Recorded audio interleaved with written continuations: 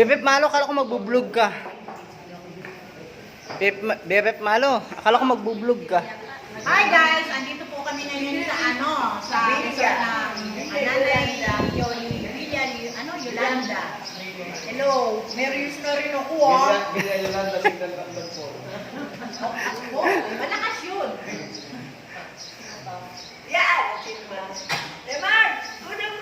Natulang na rin ako mag-reach sa ingalan. Lagyan mo ng voice over, Troy. Nagbo-vlog si ano eh, si Malo. Yan. Talagyan ko na ito ng song. Oo. Voice over. Ito, nagbe-breakfast kami. Breakfast po na.